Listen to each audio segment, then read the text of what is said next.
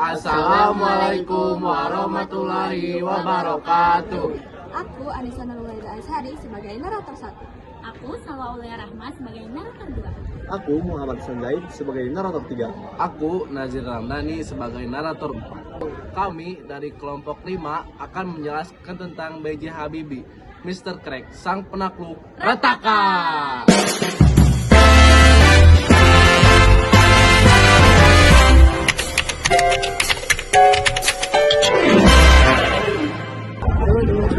Teman-teman, pernah nggak sih kalian bayangin gimana kalau ada orang Indonesia yang bisa dikenal dunia karena kecerdasannya? Nah, salah satu tokoh hebatnya yaitu B.J. Habibie. Baharudin Yusuf Habibie lahir di Parepare, Sulawesi Selatan pada tanggal 25 Juni 1936. Ia berasal dari keluarga sederhana dan merupakan anak keempat dari 8 bersaudara. Sejak kecil, Habibie memang suka belajar dan penasaran sama teknologi. Walaupun ayahnya meninggal, keadaan keluarganya jadi lebih sulit. Habibie tetap semangat dan mengejar cita-citanya. Setelah lulus dari Indonesia, Habibie melanjutkan kuliah teknik ke Jerman Barat pada tahun 1955. Saat tinggal di Jerman, kehidupan Habibie nggak mudah. Ia kuliah di RWTH Aachen University jurusan teknik penerbangan. Selama kuliah, Habibie dikenal sangat rajin dan disiplin. Bahkan, ia harus bekerja sambil belajar untuk memenuhi kebutuhan hidupnya. Tapi, semua kerja keras itu nggak sia-sia.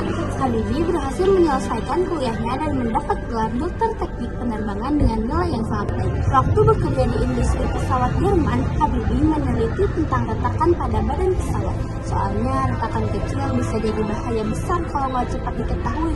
Dari penelitian itu, lahirlah metode yang dikenal sebagai Habibie Effect. Karena sangat ahli di bidang itu, Habibie sampai dijuluki Mr. Crack. Penelitian Habibie ternyata punya pengaruh besar di dunia penerbangan. Metode yang ia buat membantu para insinyur menghitung retakan pesawat dengan lebih akurat sehingga pesawat jadi lebih aman. Karir Habibie pun di Jerman pun semakin sukses. Ia bekerja di perusahaan pesawat terkenal bernama Messerschmitt Bölkow atau disebut MBB. Pada tahun 1974, Presiden Soeharto meminta Habibie untuk pulang ke Indonesia untuk membantu perkembangan teknologi di tanah air. Akhirnya Habibie pun kembali menjadi Menteri Riset dan Teknologi selama dari 20 tahun. Selain itu, ia juga memimpin IPTN yang sekarang dikenal sebagai PT Dirgantara Indonesia. Di bawah kepemimpinan Habibie, Indonesia berhasil membuat pesawat sendiri. Salah satunya adalah pesawat N250. Habibie selalu percaya kalau bangsa Indonesia sebenarnya mampu menguasai teknologi yang tinggi asalkan mau belajar dan bekerja keras. Selain pintar, Habibie juga dikenal religius. Dia percaya kalau ilmu pengetahuan dan iman harus berjalan sama.